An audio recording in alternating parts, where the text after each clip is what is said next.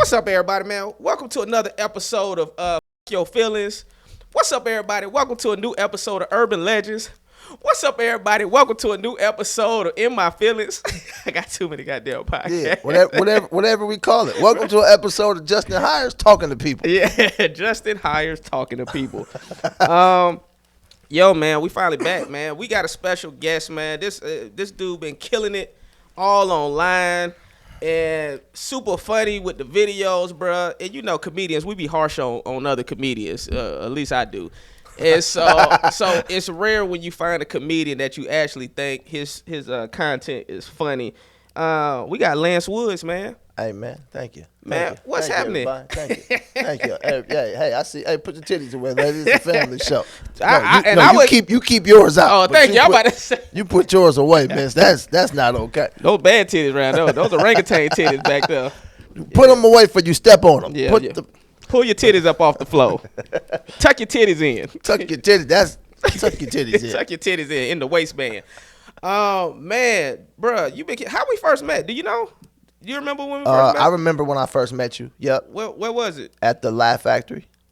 Was it up top or? It was Chocolate Sundays. Chocolate Sundays? Did I perform that night? You performed. Oh, okay. Yeah, you was rocking too. But thank you, bro. I would always come out here with BT. Oh, okay. Yeah, that's star. So like he would introduce me to everybody. Like that was like, you know, like in LA you kind of need like a liaison. Yeah, you do. To like navigate you, like show this is where you should go. Yeah, and then like, yo, this is my man right here. So you performed that night and I remember meeting you, but it was like in passing, like, yo, what's up, Justin? And that was kind of it. Yeah. And then I don't remember after that, but I remember that night. I was like, it's killing. Like I'm trying to, because I be remembering like when somebody's like rocking, yeah, you'd be like, interesting. Yeah, my story about Chocolate Sunday, seeing somebody rocking, is Nate Jackson. I remember I moved out here to look for an apartment. This was like 2007. I was just graduating Clark, Atlanta. Mm-hmm. And I go to Chocolate Sundays with my homeboy Justin Mitchell. He was my liaison. There was a comedian named Justin Mitchell.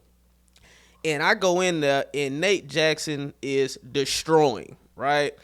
And I was like, if I want to make it in Hollywood, I gotta be as funny as this. Who is this? He was killing, bro. And I eventually did my thing. You know what I'm saying? But I mean, he was like the barometer that I kind of set for myself when I seen him perform. I was like, God dang, this dude is killing. He was rocking. He was rocking that night, man. So yeah, that's amazing, bro. Okay, so I didn't remember that, but I just remember seeing your videos online, and maybe I seen a Laugh Factory clip or something. But I started seeing your videos online, like you commented on people's stuff, like reacting. And I was like, yo, this dude is funny, man. When did you start posting content? So the content happened. All right, I'm gonna tell you the whole story. Yeah, we got time. Yeah, we got time. So you remember the sketch house out here? Nah, the sketch house. There's a sketch house. This is. Oh yeah. You mean with Jahan and Jahan? It was KP. Yep. Big Ja. Yep. It was BT. Yep. Took me to the sketch house. Okay. You know what I mean? So I would come out here and do that. CT. Yep. Tangerine. Some of the most beautiful women you've ever seen in your life. Because see, back then, all you need was a fat ass in your video. Yeah. And it help you get views. Yeah. And CT used to, oh my goodness, he used to start the video with it. Just it would just be that, and then it would go, like, it had nothing to do with the plot. That was just, I need a thumbnail. There you go. So, but I was there for the sketch house. Now I wasn't there every day, but I would come to town just to go to sketch house. So I would shoot, and people who don't know what sketch house was, it was like, imagine a house with 40 people that would come to the house. Yeah. And so it'd be like 7 in the living room, like, yo, I got this video. I need you, and then 6 more people in the backyard. I need you and you and you and you and you. And then in the front yard, it's another 4. And then in the bathroom, 2 people shooting something. Then in the bedroom, 4 people shooting something. So you would come to sketch house with maybe 2 ideas. Yeah. But then you would have appeared in like 9 videos. Yep. So you had something to Wait, post. hold on, and you gotta hope that the niggas tag you in the video. Yeah, that was a whole nother conversation. Yeah, but I'm listening. Yeah, because that I don't know why people be weird about tagging people and stuff. It's a lot of hoe ass niggas in LA, bro.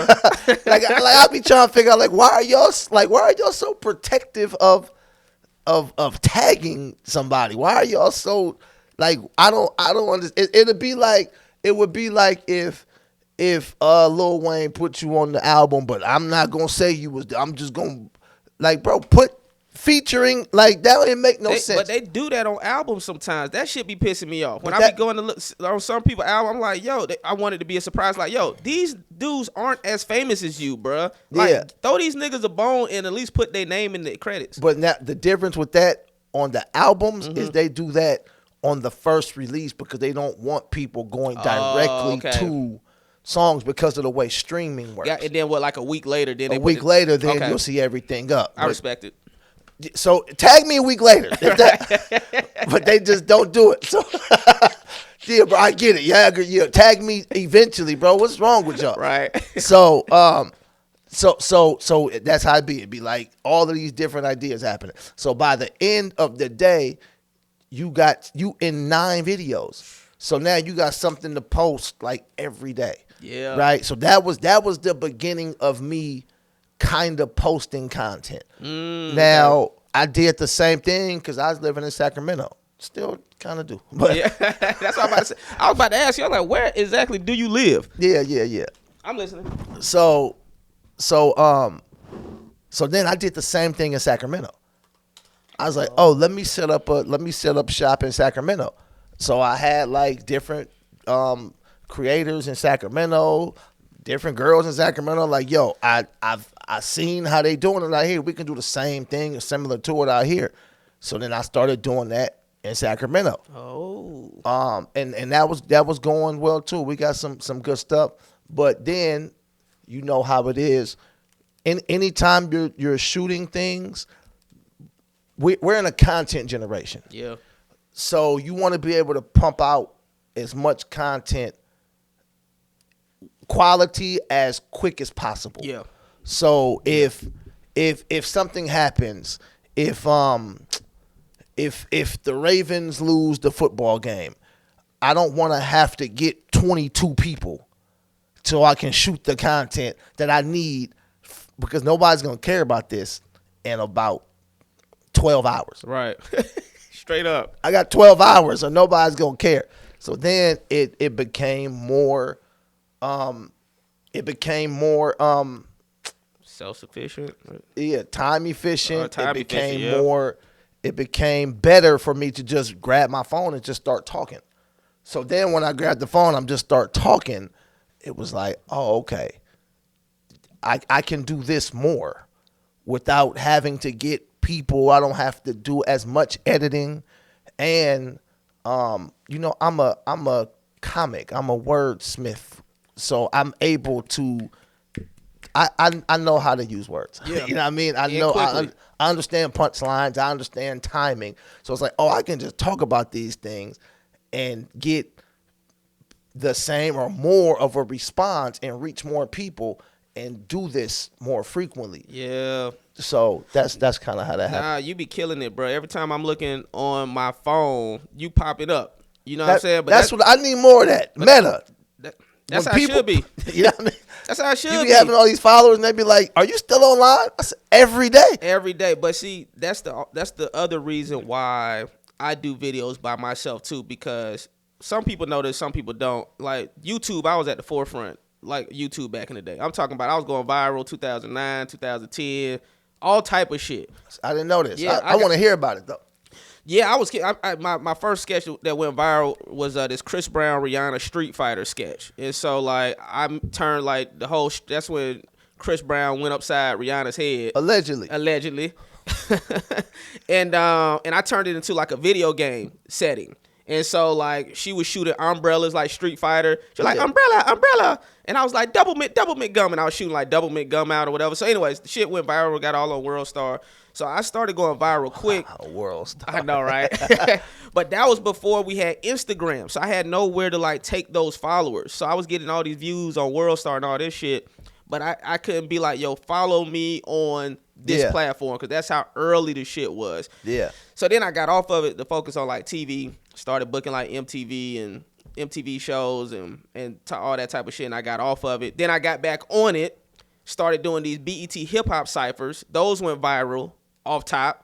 So I was like, I remember those. Yeah, so that's what I remember. Yeah, so I played like Kendrick Lamar and those. Teddy Ray, R.I.P. was in it playing Rick Ross, and I had my homeboy Brandon playing Drake and all type of shit. My homeboy Reggie was playing Waka Flocka. So I mean, those went viral. So sketches is what I do easy. Like that shit's easy peasy for me. But same thing you just said was the same reason why even the Fuck Your Feelings podcast, now it's just you right now. I got tired of hitting up niggas. I got tired of hitting up niggas, because you got to figure out where they at, where they coming from, all that type of shit. So I was just like, less is more. And like you said, it's more time efficient. So even the same thing. And I was on a show called MacGyver. And when I was doing that show, I realized I was building a MacGyver fan base, but I wasn't building a Justin Hires fan base. And so I said, whatever content I start posting now, I got to just be at the forefront of it so people fall in love with me and not just not just whatever company or show that I'm on. Like, I want people to fuck with Justin. And so that's when I started doing the solo videos and reaction videos by myself, too. Yeah, and they work, and they funny, and they quick. Yep. You know what I mean? And the way you do them, you don't even say a lot. Yeah. You know what I mean? It's like it's a one response, get up out of there. Yeah. Let the video do the work. I got one response and it's on to the next one. Yep, and I do like that. I do it like that because I saw back in the day on Insights, it would show you like time watched or something. Yeah. And at one point I was doing like 5-minute videos. It was called like, what are you doing? Yeah. And it was like and I'm ranting for 5 minutes. And then when I was looking at the numbers, like, people would stop watching after 20 seconds, 30 seconds, a minute tops. Yeah. So I'm like, most people didn't even watch the full video. So I was like, man, fuck all that. Now I'm going to just get in, get out. Yeah. And usually those videos have gone viral more than when I'm talking too much. Yeah. And so I try to limit it. I usually don't go, I definitely can't even go over a minute 30. But I usually try to. They changed it. They changed it? Instagram, 3 minutes. Oh, shit. See. On the rails, yeah. Oh, on the rails. Actually, I didn't know that. You know what's crazy? When you mentioned World Star, it brought me back. So I forgot. So much happens. Yeah. And you mentioned Nate Jackson. Yeah. Nate is one of the people who, I don't know if taught me how to shoot videos is the word, but he helped me a lot. Yeah. I would just watch him shoot and edit. And he's never been like withholding of information. So I call him, hey, how you do this? Oh, this the app right here. All you do is do that, boom, boom, boom, and that's how you do it. Yeah. Like with no hesitation, it ain't no gatekeeping. It's, oh, what you trying to do? Boom, boom, boom, that's how you do it. So the first video I ever shot went viral. Whew, what was it? It was, no, I didn't shoot. The first video I was ever a part of. Okay, gotcha. I was with Nate. It was me, Nate, and Mikey Winfield. Wow! Shout out to Mikey. So dude. It was on World Star. That's what reminded me. It was on World Star. Yeah. But it was when Starbucks. This was whatever year, probably 2013, maybe 14. I don't know. When Starbucks had changed the cups to the holiday cups. Yeah. And this is when Instagram videos was 10 seconds, 15 seconds, whatever the case was. Yeah. It wasn't long at all. It definitely wasn't no minute. So so me and Mikey's like, man, I hate why Starbucks make the cups like that. And Mike's like, yeah, man, these cups is whack. And then go to Nate, and he got the cup, and he got a bunch of blood stuff on. I'm feeling these new Bubs blood. Like, that's funny. Starbucks got the new Bubs blood. Like, you know what I mean? It was like that, but it was quick. Yeah. And it went crazy viral. And I was like, huh. Yeah. This is interesting. Yeah. You know what I mean? And then, so that was the initial thing of me shooting videos. The Sketch House happened after that. First, it was shooting with Nate, and it was a day where we shot like 4 videos. Yeah. And that one popped. And I just watched how He broke down, okay, yep, boom, we're going to shoot that part. Okay, that's done. We're going to shoot that part. And then he sat there and edited like this. On the phone. And I was like, how you do it? I was just watching him. You know what I mean? Like, he's like, yeah, bro, you da. And at that point, I don't remember. So don't quote me on this. But I feel like we was editing an iMovie. Yeah. Yeah. That's what I use. Yeah. So it's in iMovie because you couldn't like edit an Instagram like that back. Now you can do all your edits in whatever app you know what I mean? But I still use iMovie. Yes. At times if I use everything. Yeah. You know what I mean? It'd be like, what's the other like editing apps you like to use? I really just use iMovie and Instagram. Yeah, Instagram. See, I never edited in Instagram. Yeah, it's easy. But it's like what I'm doing now, the videos I'm doing now don't take a lot of edit. Yeah. You know, Instagram has its own green screen feature. I use the green screen on Instagram. So use the green screen as long as you got the lighting and you got the like a dark background that's not gonna do that weird shadow thing. Yeah. You shoot it, you can do captions in there. It's like it's nothing else to really edit for the stuff that I'm doing now. Yeah. Like if I'm doing, because I still shoot sketches like me and Tony Roberts to do like the Shannon Sharp joints, right? Yeah. The Club Shay Shay joints. Yeah. So, but I edit those in iMovie for when it's necessary. Gotcha. Yeah. So I still use both, but everything is about how do I get this done quick. It'll be like funny because Tony don't necessarily keep up with the news. Like that's not. and when I say the news, I'm talking about like the Shade Room news. Oh, okay. You know what I mean? Okay. Like he knows what's going on in the world, right? But not in the fuckery. You know what I Right. mean? So I'll call him like, yo, come to my house right now. Like we gotta shoot this right now. No, it has to happen right now because, yo, Shannon was just fucking on Instagram Live. Come to the crib now. Come now. Pause. But come now. So it'd be like that. Got to. It's all about being on top of stuff like current. Like current. That's the reason why SNL's still on. Why Real Time with Bill Maher's still on. It's because it's so relevant. Yeah. And as relevant as you could be, man. Damn, it's a comedian. I forgot this comedian name, but he was saying basically, I forgot his name right now.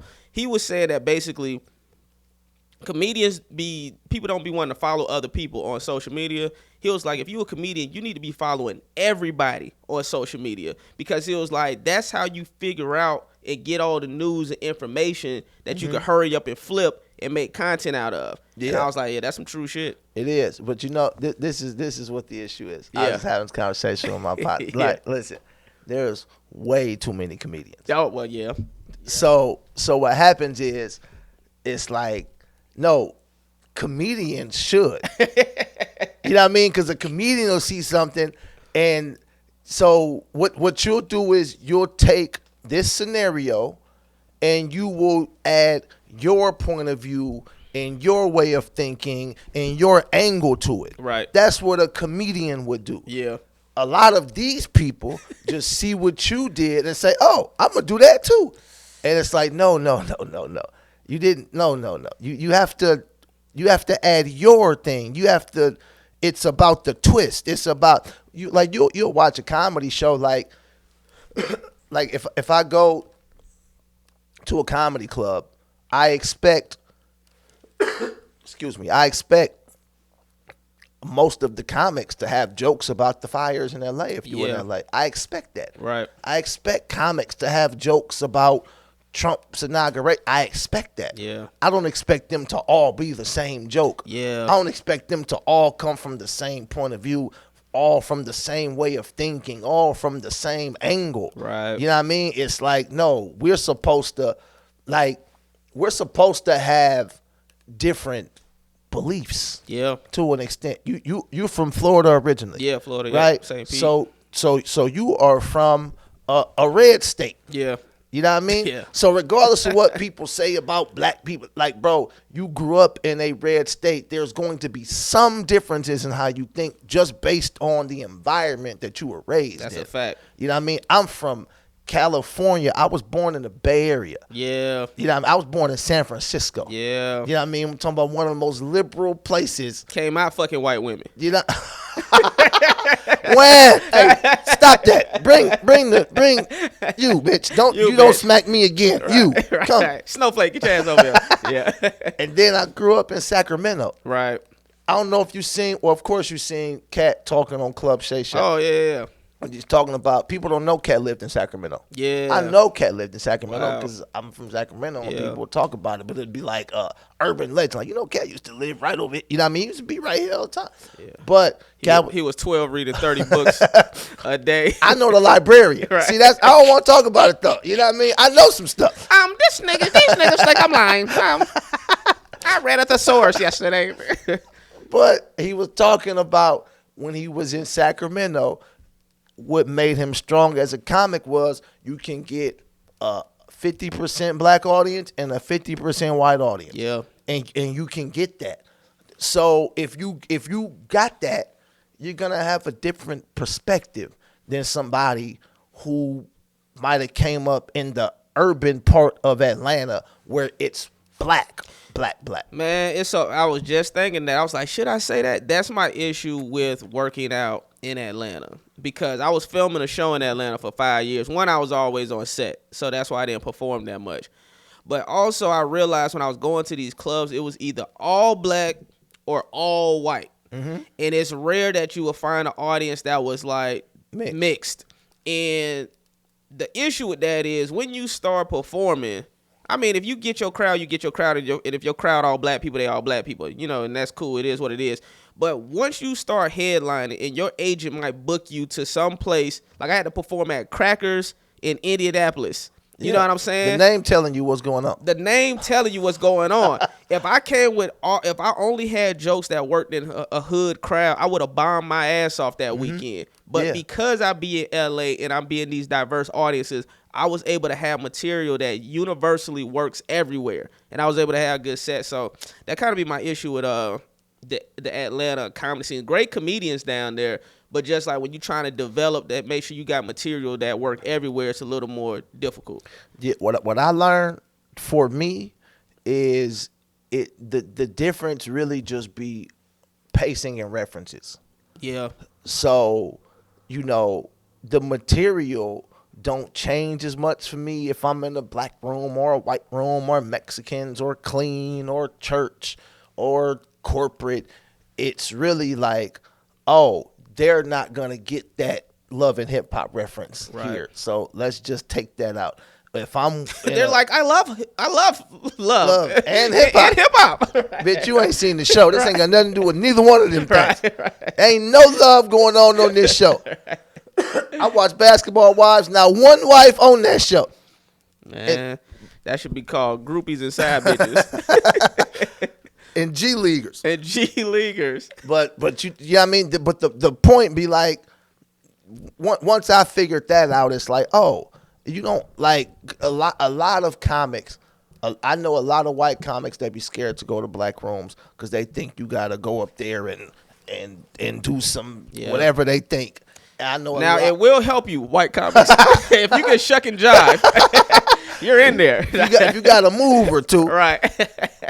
But then I also know black comics that be scared to go to white room. And I don't know if scared's the word I want to use, but they just be apprehensive. Yeah. Because they like, man, they not going to get it. It's like, bro, they understand English. Right. You know what I mean? Just they might not understand a certain reference. Yeah. But you can explain it because you have a microphone. Right. You got a microphone, bro, so you can say whatever you want to say. It's just about figuring out. Comedy is really public speaking. Yeah. So in public speaking, what you need to do is connect to people. Yeah. So when you on stage, once you can connect to people, it's not about black or white at that point. It's about, we making human connections. I like this guy, man. He's funny. Right.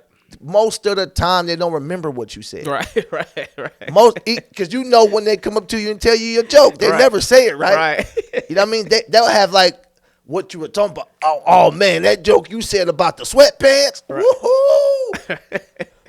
Like that was my feature that said that, you bitch, get out of here. But then if they start going into the joke, it's all over the place. Because when you said the sweats at the bottom be at the top, but then you put them on, but they be backwards. I know. And I was like, I didn't say that at all. Hey, how often? So how often do you be in town, and do you go back and forth between here and Sacramento?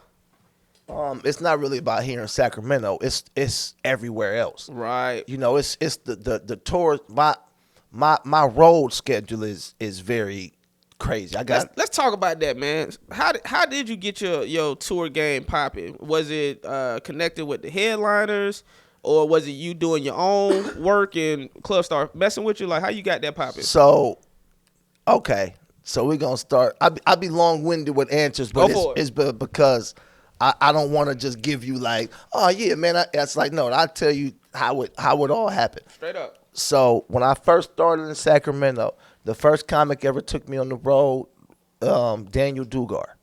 Oh, I've heard the name. Okay, Daniel Dugar is a great guy to know. He helped a lot of comics out. He's taken a lot of comics overseas. He had thing. I think he still does have it. Like doing military shows in Japan and Korea. So and he's from the Bay. So he would come to he was living in Sacramento at the time. So he would always say stuff to me like, yo, you gotta go to grow. That was his thing. You gotta go to grow. Yeah. You can't just stay where you at. You gotta get up out of here to grow as a comic. So he started taking me on the road with him. Have you ever heard of a Triple? Dave Triple runs? Triple down. So Dave Triple was a comic who turned into like a promoter. And he has all of these rooms across the country on the West Coast. Okay. So a triple run is how we would describe it. I'm sure they have these everywhere else, but over here it was a triple run. It would be like, okay, you got a show Monday in Winnemucca, Nevada. Tuesday, you in something, Oregon. Wednesday, you in Idaho Falls. Thursday, you in Montana, right? And this is all driving. Woo, you driving all of this. Hold on real quick. So that would be the run. So you get a rental car and you would drive. So you go 11 hours here and then 7 hours that way and then 13 hours this way. Like that was the run. And by the end of it, you come home with, you know, whatever you come home with, because you got 400 here, you made 200 there, you made 150, like, and that's how, and then you got to get your hotel. Were you selling merch? That's how that's how I started. I had DVDs, I had all kind of stuff for sale just to try to make this make sense, and I'm featuring.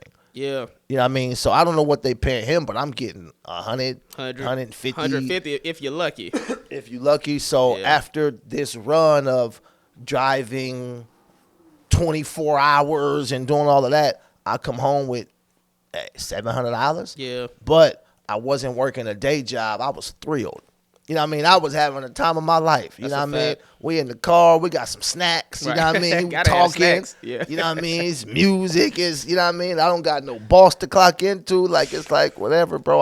I'm not, like, I am very thankful to be in this situation. Yeah. So Daniel Dugar was the first comic that took me on the road. I went overseas, Japan, all that type of stuff, did those shows. That was my first taste of comedy outside of my city. Yeah. You know, or just something that wasn't so you know, local. You start to learn that, like we was talking about earlier, like, oh, just because somebody's white, like all white people aren't the same, bro. Like a white person in Sacramento but they are all racist. No, I'm joking.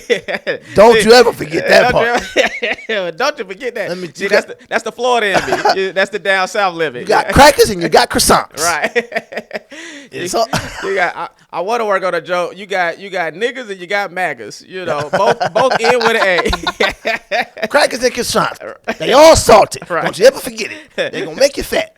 Colonizers and crackers. But look, I do it with I was working with Dugar for. I still doing all that if we got some business. But then, so after that, it was Tony Roberts. Whew, beast. So Tony's wife is from Sacramento. Oh, okay. So Tony lives in Sacramento.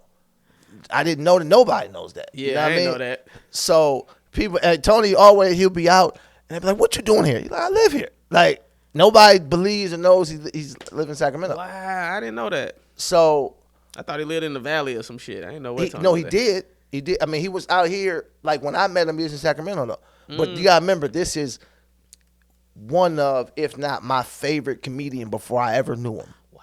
Before I ever knew him, I was like, bro, this dude is just, I'm a fan of, like, all types of comedy. Yeah, me too. Like, I'm a fan of all types of comedy.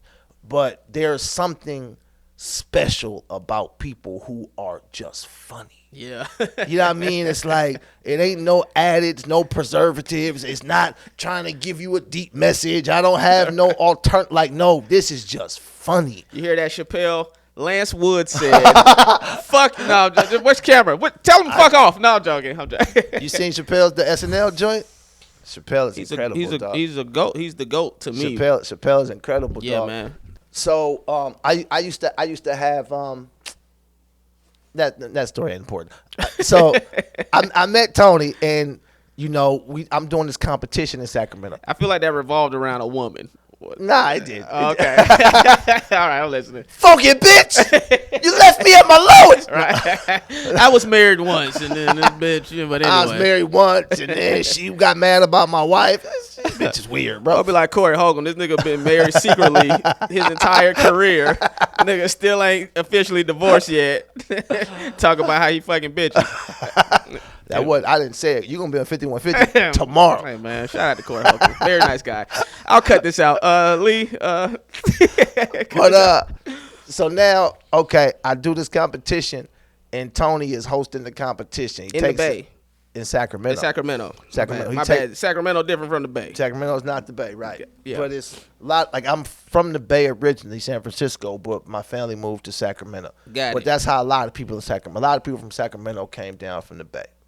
But so Tony takes a liking to me. But you know, relationships take time. I've been knowing Tony for probably 2015, 10 years now, 11 years, you know what I mean? So it's like, so if I met Tony in 2014, I didn't really start going on the road with him consistently till 2019. Wow. You know what I mean? Yeah. The first time I went on the road with him, we did Denver Improv. And that was 2016. Yeah. But that was just like a one-off thing. And I did great, but it was just like, that was like it. You know what I mean? Because you start to understand when you talk to comics and stuff, it's like everybody got different stuff. It's hard for somebody to bring you in like that. Yeah. Because people travel different. You know what I mean? It's like this and that. You are becoming family if you on the road with me. That's the advice. This is my camera right here. Yeah, sure. This is what I tell comics. If I can give any advice, if you want to kind of understand how to work with comics, don't be a fucking weirdo. Because comics be so weird, bro. It's like if somebody brings you on the road with them, they're gonna have to be around you a lot. Yeah. And nobody wants to be around somebody who's like not cool to be around. Some comics travel with their wife. Some comics travel with their children. It's like, I don't want you around my wife and kids, bro. Yeah. Some comics travel just with their road manager, but they just like peace and calm. Yeah. And if you want to be the turn-up guy, they don't want that around. Some comics are the turn-up comic. Yeah. You know what I mean? So they might want the turn-up guy, but if you the turn-up guy who don't know the limits, yeah, you going around there fucking grabbing women by the pussy. You know what I mean? After the show. You know what I mean? You trying to be presidential. Yeah. This ain't your inauguration. Pardon me. Yeah. Literally, pardon me. Yeah. I need to get off of this. So that's some true shit.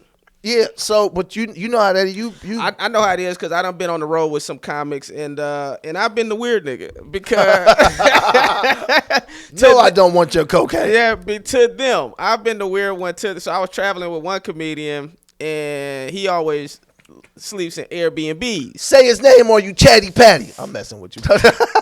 he always stays in Airbnbs, but the Airbnbs be 15, 20 minutes away from the venue. And I'm like, well, I could just stay in the hotel that's across the street. I don't need to be at the Airbnb. Mm-hmm. I'm like, because I'm saving money being at the hotel. Yeah. Because now I got to Uber. I got to Uber to the eats everything. If I want to go somewhere, you not letting me use your rental car. You see what I'm saying? So it's like, well, nigga, this not conducive for me. It's conducive for you. Right. Because you making more money. You got the rental car. But, nigga, if I'm in some random city, it's more conducive for me to be at the hotel. Yeah. So, I mean, shit like that. So, yeah. But like you said, I wasn't moving the way he's moving. So now I'm the weird one. Now I'm not on the tour. Yeah, you know, it happens. But like that. Even with that, and that's another thing. Listen, man. Most people want what they see.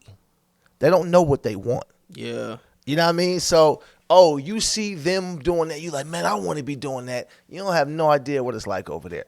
You don't know how miserable or happy they are. You don't know what's going on over there. What's for you is for you, but you're not going to get what's for you chasing what somebody else got. So you looking, I want that. And it's like, you doing this, you know what I mean? You don't have a narrow focus to go get what, when you start to really like focus on what you're doing, all of the stuff that you want will start to happen. But people don't think like that. They don't live like that. Most people, this is what I noticed about when I say it's too many comedians. It's not like a diss, you know what I mean? It's more I see how many people just don't want to be civilians. So they are amongst comics just to be amongst something. Yep. You know what I mean? It's like, I watch you perform. So wait, you don't ever write new jokes? Like never? You don't never get new ideas and say, let me try them on the stage? Right. You don't ever think like, let me try to produce something myself. You don't ever think these things. It's just you just like to be able to hang out. You like to be able to get into places. You like to be able to be next to people. And then they're entitled too. I've had people like that around me because they want what you got, but they haven't put in the work to get what you got. Not close to the work. And you know, you see it all the time. You know what I mean? So you'll be watching like 50 Cent was talking about this. Because there's way too many rappers. Yeah. It's way too many rappers. Yeah, I was one of them. Let me put out this mixtape real quick. Yeah, see what I'm saying? Just fucking up the game. Yeah, man. I'm fucking up the ecosystem. So, like 50 was saying, he wishes that Yayo would have been 50 Cent. And he could have just done the business. Like in his perfect world, like Yayo would have done all of the rapping and I just would have sat back and done the business. He say that until he's not fucking the high quality pussy. Yeah, for sure. You know? For sure. It's easy to say that when you in 50 Cent's seat. Right. But what I will say about him is once music felt like, y'all not fucking with me like that, he went right to behind the scenes on some film stuff.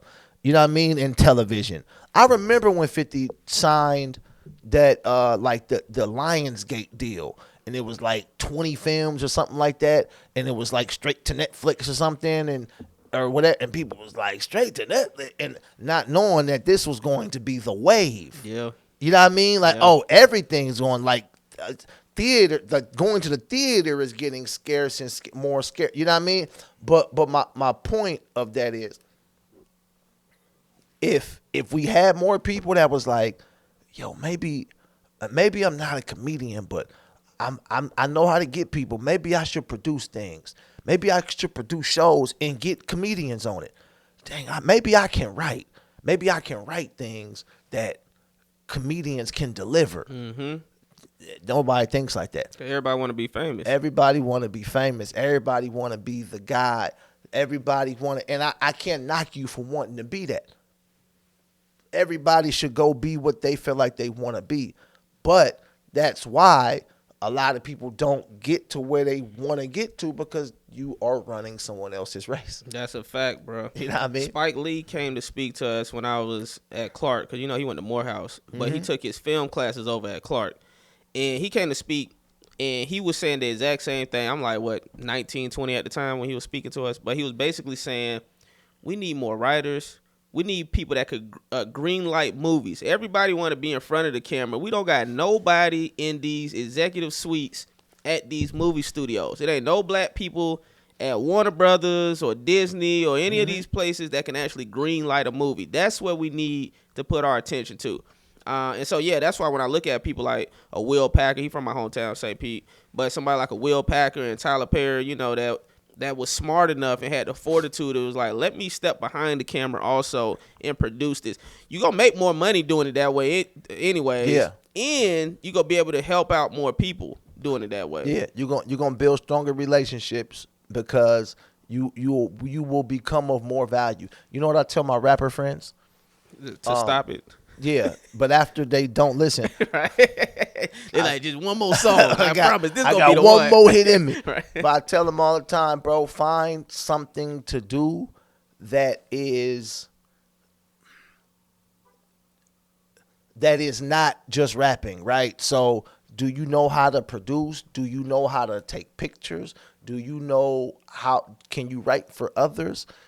This is something else, but everybody can't do this. But tell them anyways. They ain't gonna listen to you, but tell them. No, it's just because one of the things that helped me a lot is if I watch your set, I'm only watching to hear if I can help it. Right? Shout out to you. So if you get off stage, I'm the guy to be like, dog, that shit you said about the joint was funny. What if you added this? Yeah. Oh, I'm gonna try that. Tag it up. And I do that for every comic I watch, no matter how famous or not famous. If I'm watching your set, it's for that reason. Yeah. So, I understand that there is value. How do you add value? Okay, you think your value is I'm just gonna come kill the stage? Like, the more you get into comedy, the better, and you know what I mean? Like, this is an understanding that we have. Mm-hmm. If you go to Chocolate Sundays, if you don't kill, you might want to reconsider some things. Yeah, because that's an easy-ass room. You know what I mean? Yeah. You might want to rethink this. Yeah. If you in there, like, struggling... Like, I need a reason for this. You better be really working. You better be like, something happened, like they put something in your food and you couldn't remember nothing. But if you in there, you got to rethink something. Yeah. So I'll go and it be certain rooms, most packed rooms. Yeah. That's not like a packed, organized, like they're seated properly room. Yeah. And they're listening. If you ain't like rocking, you probably want to reconsider what you're doing. So my point of saying that is every good comic is going to go in there and kill it. Yeah. What else can you do, bro?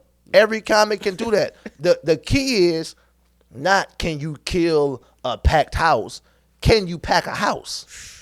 And that's the key. If you can't pack a house, then you need to figure out other things that will help you navigate the space. Man, what you tell, man? Preach on it. I was just telling my homeboy, I said, man, I want to challenge you to post 4 videos a day, bro. I should have just said 1 video a day. This was January 1st. Because I'm like, bro, you funnier than a lot of these dudes that's out here posting content. But they got way more followers than you simply because they're posting. And I'm like, you got to get out of your own way. It's a lot of it be like perfectionist type people. They so concerned about everything being super perfect, or they're worrying about what people's going to say and think of them for even trying. And it's like, you got to get out of your own way, because you have to find a way to not be reliant on Hollywood system. Like, it's an old model. Like, do your auditions and all that shit, cool. But in the meantime, in between time, you need to be working on your own stuff, whether it's writing scripts, doing content, whatever it is, to get to the point, like you just said, to be in a place where you could now pack the house. Because if you can't pack the house, like nowadays, they don't care if you've been on TV. Like if you're not on like a popping show, don't nobody give a shit I was on MacGyver. If you're not on Abbott Elementary or something substantial, they don't give a fuck. They're now looking at how many followers do you got, and will that turn into ticket sales to get people in 100%. Our venue. And they might not care you was on MacGyver, but the bank do, because them motherfucking checks clear, baby. You know what I'm talking about? That's something that bi-coastal living. You know what I'm saying? That's something that Cedric told me. Yeah. He was talking about the neighborhood. Whew. He was like, bro, we on our 7th season. Like, you know what I mean? Like, he's like, that's not. Do you know how much money? I mean, Cedric is making so much money. Shout out to Cedric the Entertainer. I know Cedric. Know his company. Cedric is making so much money on the neighborhood. Off top, this is off top. I know these numbers because I was on CBS for 6 years. Off top, if you the lead of a show of that stature, off top, that's $100,000 an episode. That's off top. Now, I wasn't getting that because I wasn't at his stature. But anybody at his stature, minimum, that's like the bottom. So from season 1, he was getting at least $100,000 an episode. They do at least 22 episodes a year. By season 3 to season 4, that's contract renegotiations. He getting bumped up to he on 7, bro. He got to be making at least, I'm not bullshit, anywhere between $250 to $400. I don't know. I don't like talking about people's money. I have no idea what the Cedric money got $1 million an episode. I'm listening. But I feel like Cedric a producer on the show as well. And that's the other thing. And he's a producer on the show. But what I want to talk about for what Cedric is doing. How much Tashina making? Tashina. Let me tell you. Yeah. IRS, are you watching the show? Are y'all paying attention? They haven't paid in years. No, I'm joking. But what I focus on with Cedric and that is when you have somebody, it's like what Spike was talking about. Somebody, it's one of us. And when I say us, it's a comic. No matter if you were the biggest comic or you were a comic, and that is a special group. And comics usually relate to comics. At the end of the day, once we all sit on the couch, we just talk as comics and as kind of as people. But Cedric being in that seat, I feel like the neighborhood I just seen the thing it's a spinoff or 2 spinoffs. Yeah, they got 2 spinoffs from the neighborhood. 2 spinoffs from the neighborhood. So now we have Cedric the Entertainer in a seat with that relationship with CBS. Yep. So now if we have an idea, we can take it to Cedric versus somebody who don't understand our ideas. Now what we have to do is not approach these opportunities like, oh man, I'm gonna just tell them, man, that's said. No, present it with the same professionalism that you would if it was a old white man in a suit. Like approach him because he's in that position. Like this is business. So approach him with the same business acumen. Yo, this is the one sheet. This is the idea. I got this. This is this. Boom. How can we develop this? The good thing about Ced is he's at a point where he really is giving these young comedians and people under him an opportunity, and he's really hearing them out. Think about, there's a lot of comedians that have made it. They do not produce anybody's material. They don't even have a production company to produce other people's material. That's a fact. And you got someone like Ced that literally opened his doors to like, no, I want to hear who the next young gun's coming up. Yeah. And, I like that. We go help you develop it, and then we go out and we go shop this thing. Yeah. Shout out to Ced the Entertainer. Shout out to Ced the Entertainer, man. And I've been on the road with Cedric now too. How'd you link up with him? Like, I don't understand the mischievous. What the hell? What happened? All right.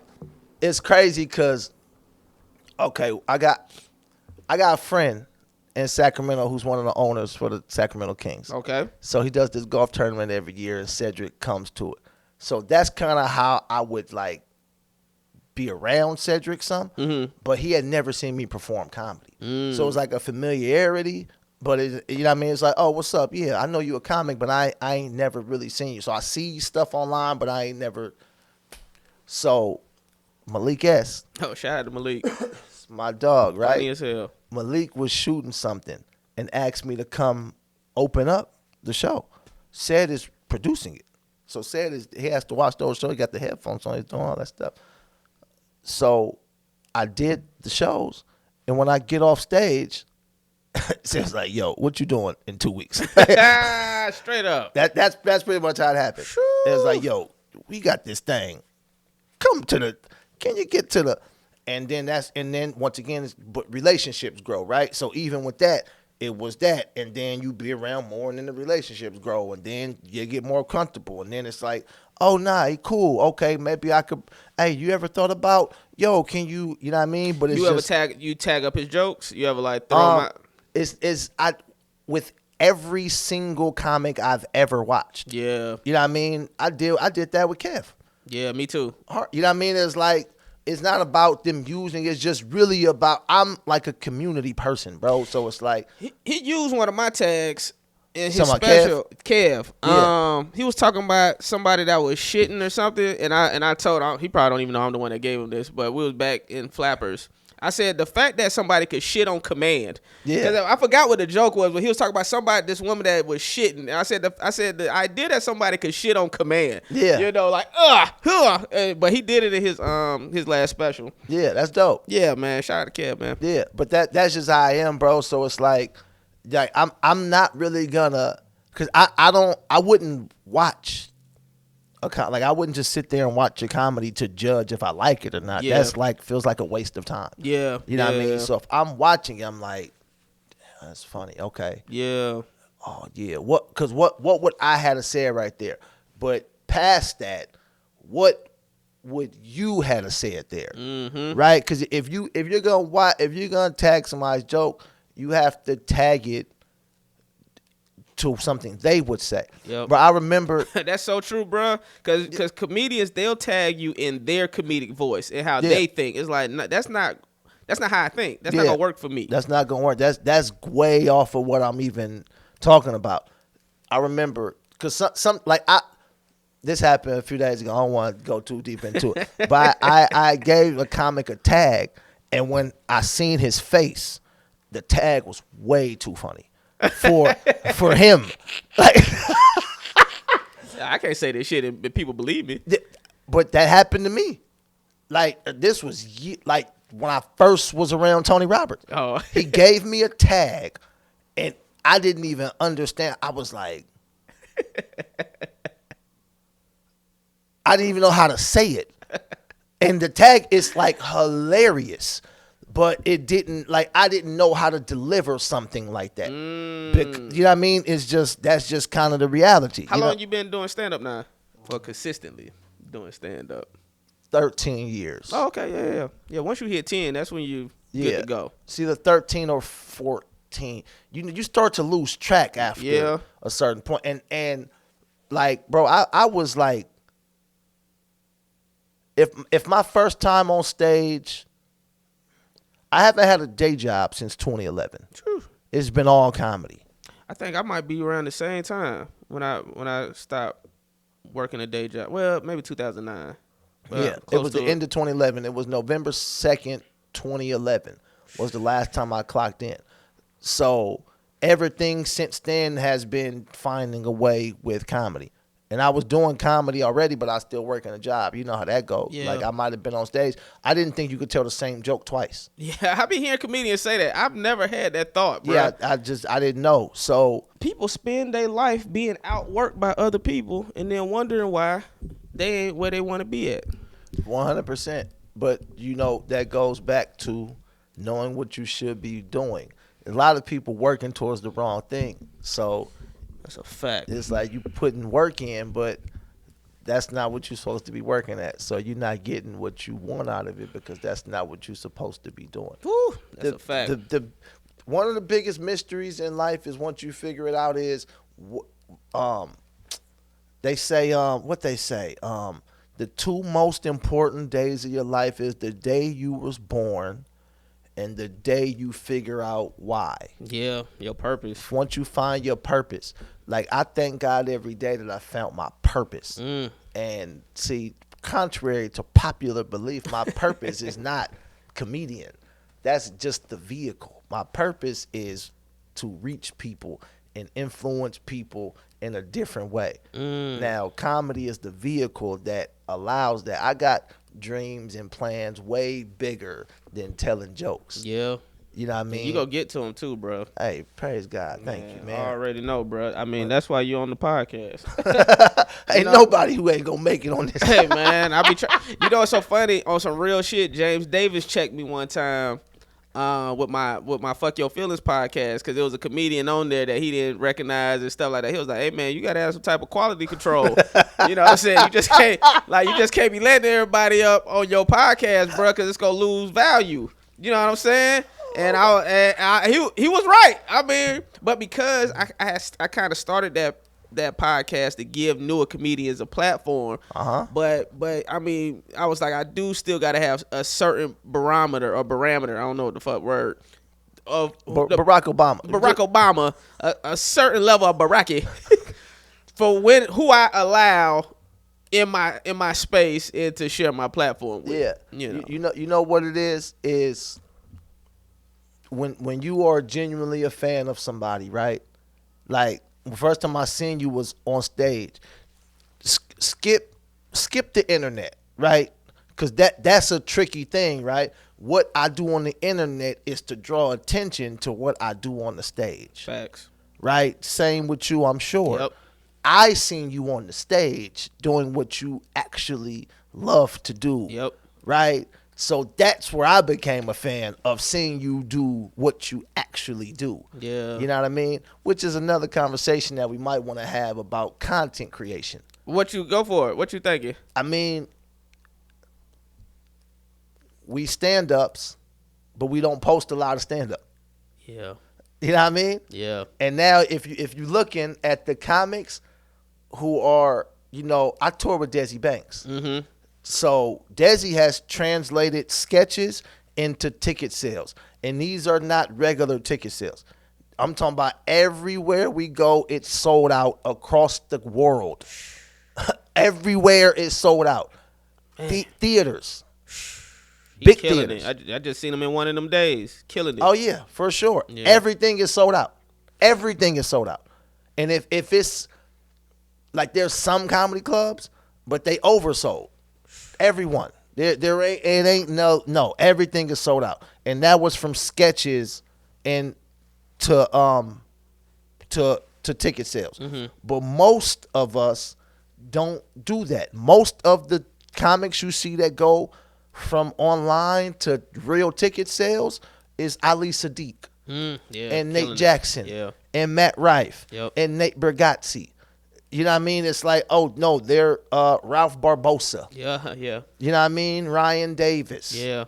Ryan, that's who, when you were just saying people don't post, comedians not posting enough stand-up, that's what I was just thinking about. Ryan, the past week or so, it seemed like he's stepping up how much stand-up the last posted. Month. Andrew Schultz told him to do it. Oh. That's what he said. Oh, there you have it. Which is correct, though. So even me, I be thinking, like, I need to start posting more stand-up clips. But I mean, it really just comes down to people don't be wanting to blow their material, but it's like, at this point, it's like, fuck it. You just kind of just got to throw that shit out there. Man, I've had a lot of success with all types of different videos. That's the tricky part. Yeah. I've had stand-up go viral. I've had sketches go viral. I've had reactions go viral. Yeah. I've had me just in the car talking go viral. You know what I mean? Like, I've had every kind of video pop. Right. You know what I mean? So it's like, it's really just a consistency. Consistently doing it. But if stand-up popped online and you posted more stand-up, they would say, oh, he's a stand-up. When I want to come see him do that. Do that, yeah. Where you going to be? I want to come see you.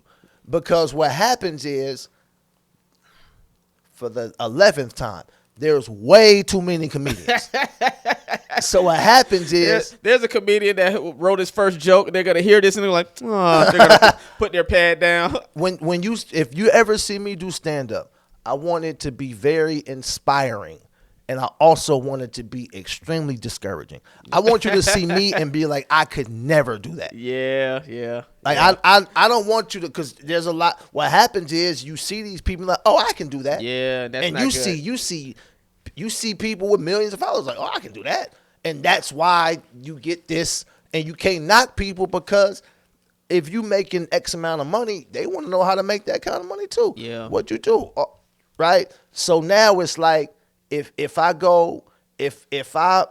see an old lady walking across the street and I throw a pillow at her head and she fall, I put comedian in my bio. Right. You know what I mean? So it's like, so the same way you looked at that video and then you scrolled and then I'm just talking and I say comedian, you think we the same. And we not the same. Right? Because people are not breaking down like, oh, he actually said that. Oh, he tied that with that. And oh, that's not really how people are. People watch everything on the toilet, in the bed, at work. You know what I mean? They not putting that much thought into it. They just looking, oh, okay, and they scroll to the next thing. But if every time they see you, it's you on stage, then they might say, oh, I got to come see him do that. They're never going to say, I got to come see him talking to his phone. Yeah. That's hilarious. The way some people are, you never know nowadays. Motherfucker pack out a damn theater talking to a cell phone, have a fake cell phone background. That's not too far fetched from what's going on. Because you look at some of these podcasts, they're not comedians. They just go on stage and talk. Who was them? Deuce and Mero or something? Deuce and Mero, yeah. But now one of them is doing a show with Scotty Beam now. Oh, okay. And the other one is doing a joint with Carmelo Anthony. I seen that. Yeah. I get their name. I don't want to mess which one is which, but yeah. Hey man, this been great, bro. This been phenomenal. Like I knew it would be, man. Where you at? Where you performing at? Tour dates, whatever, and what you working on? I'm working on a lot, bro. I'm excited about 2025. You know what I mean? This is what I learned too. You know how you be like, man, I'm about to pop, and all of the things that I've been building, it's like it really is brick by brick. Franklin Saint had it right. I built this brick by brick. That's some real shit, bro. You know what I mean? So you start to be like, man, you think it's going to be this one thing that, like, no, you keep building, and these things are all pay off. Daily deposit is what they call it. If you're working out, put your daily deposits in, and they're going to pay off. So all of these things have been paying off, but they're going to continue to pay off in bigger ways. I mean, I don't know when this releases, but I'm going to try to drop it Friday. So, yeah, so this weekend I'll be at the San Jose Improv with Desi Banks. Nice. Tell Desi I said what's up. I don't know him, never met him, but I'm definitely going to reach out to his ass one of these days. I'll call him after this. Yeah, you know what I'm saying. But that's this weekend, and then Super Bowl next weekend, so I'm gonna be out there for that. You performing? Yeah. Okay. Because I know Ced did like a comedy show in Atlanta when I was there for the Super Bowl, when the Super Bowl was in Atlanta, and he did like a little comedy thing. So 50 Cent's doing one. Ooh. So 50 Cent's doing a show, but now what's the name just added a show? Birdman, because it's in New Orleans. Damn. So Birdman, known for his hilarity. I can't. We just producing the show. I don't think he gonna get on the microphone or nothing like that. But he might walk in there. Hey, put some respect on my name. Hey, man. Just when you say it, put some respect on it. This what I want to say about you, bro. And the reason I wanted you on the podcast is because you're someone who puts in the work. So many people refuse to put in the work. But when I go online and I'm seeing you posting and you hopping on these hot topics and these current events, immediately I'm seeing the work that you putting in. And I know it is only a matter of time, like you just said, for all that you putting it in brick by brick, and what you're creating and what you're building is something so phenomenal, bruh. And I believe in you, man. So that's why I got dope. you. I Yeah, appreciate that's you. some Yeah. real talk, bro. But you know, the work scares people. It does. It's like they say everybody want to go to heaven, nobody want to die. That's Right? a fact. We live in a Ozempic, BBL, veneer. Like nobody want to wear braces no more. I just get some. I go to Columbia and get some teeth. You know what I mean? It's like nobody like the gym. Member, the gym's still open. They don't want to go, but the doctor can do it right there. You know what I mean? And you can't knock people for that because that like the work ain't fun. Yeah. If you don't love it. If you don't love it. You know what I mean? It's like I'm addicted to the work. It's like I feel weird if I ain't on stage at first. Like you know what I mean? Like, bro, I don't know how you write, but I write. I never stop writing jokes. There's never a point in my day where I'm not writing jokes because I'm an observationist. Yeah. Right? So I'm always observing. So if I'm observing, then I'm always have my point of view on what I'm seeing. You jotting it down in your phone? I jot down on my phone. I do a lot of bullet points. Yeah. Like I gotta write that down. I wrote this down, and all I write is the bullet point. That's it. Yeah. So like if you was to like if somebody got a hold of this, they'd be like, "What the fuck is going on here?" You know what I mean? But I know what it means, or at least to an extent. Right. So all this says is BBL butt crack.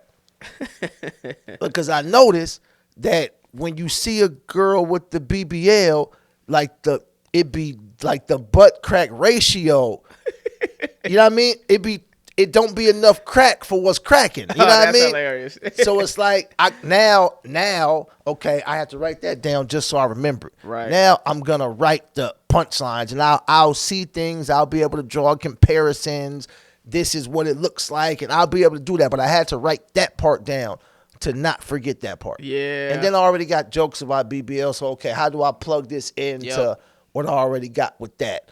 Or what I like to do even more than that is put that with something that ain't got nothing to do with it. Right? So I might be talking about something totally different. Be like, it's like a BBL butt crack. It's just not in the right place. Right. You know what I mean?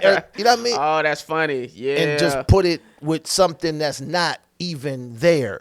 It's like every joke don't gotta be it's like this just might be a little punch. Yeah, a little jab. To get to what I'm trying to get to, but they all count. Yeah, they all count. All of them count. Lance, man, you've been an absolute pleasure and a joy. We have some technical difficulties. This is my first time recording over here. I got a new MacBook, and for whatever reason, the mixer keeps cutting off where the battery died. But you used to didn't have to have batteries in this for it to work. So now I don't know why. You ain't sound old until then. I know. Back in my day, they just worked. Now you got to put the batteries and everything, and they don't even come with it. They're sold separately. And why you sell it to me if you don't got the batteries for it? Man, tell the people your social media. Sir Lance Woods on everything. SIR Lance Woods. Hey man, make sure y'all follow him. Go see him live. Go see him. He be on the road with Said the Entertainer. He be on the road with Desi Banks. He do his own shows. Holla at him, man. Appreciate y'all watching. Like, subscribe, tell your friends about it. We out. Yes, do all the things he said.